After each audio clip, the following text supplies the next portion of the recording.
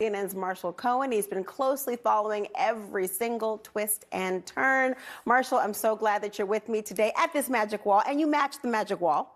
There it Look is. at you. I see what you're doing. This is wonderful. We have a lot of questions from people over the weeks. It's been a busy week. It's been a lot. There's so much to unpack. And so I want to go to the first question we're getting from a lot of people here. And it is, if the Supreme Court is not taking up the Trump immunity dispute, then who is, Marshall? It's a good question.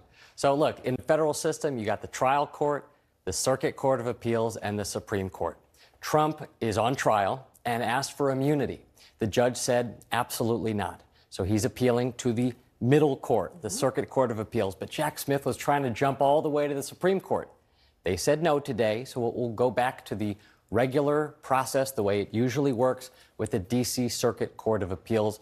Oral arguments are scheduled for January 9th, but we all know what's going to happen after that. Probably go right back to the Supreme Court. Oh, take out the probably. It's going back to the Supreme Court, which is why everyone's saying, why not just answer the question right now? But they want the process as you lay out to go for it. It's still a really big question, though. Yeah, all right, let's move on to the next one. This one's for you, Laura. Okay. Okay, has any president ever been granted the immunity that Trump is asking for? Oh, no, we're in the wild, wild west, everyone, to think about. We really, really are. And the reason this is so important is because we have seen, when it comes to requests for immunity for criminal conduct that is being alleged, while leaning in to figure out how the Supreme Court rule, don't they want to weigh in immediately? Because they've got to resolve this really important issue. So we are in novel territory.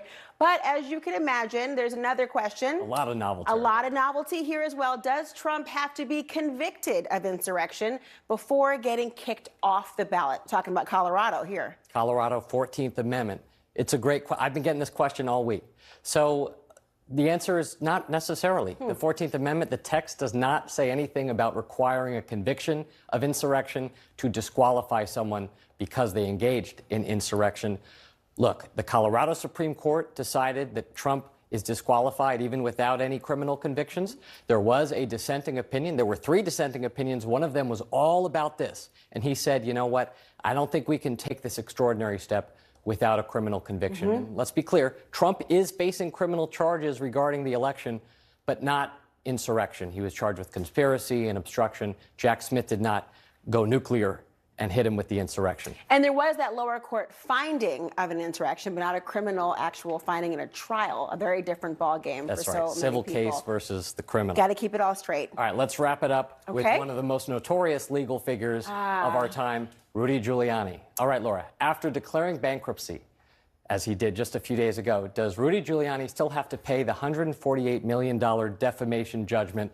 The backstory here is that last week, a judge here in D.C. ordered him to pay that massive bill to the 2 election workers that he defamed in Georgia, whom he falsely accused of rigging the election. So he's bankrupt now. Does he still have to pay? He even doubled down on it as well. And remember, I mean, think about this. The real question is, if you don't have the money, the goal is to clear away your debts. You can't afford to pay them, not going to have them on the books, except if you're talking about willful and malicious behavior and conduct. Think back to Alex Jones, who towards people, as was alleged and convicted.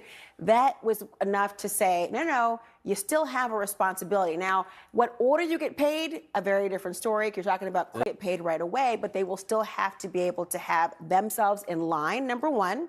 But also for willful conduct, as is alleged here, it doesn't go away. Really important conversation. Marshall Cohen, thank you so much for helping me today. You can always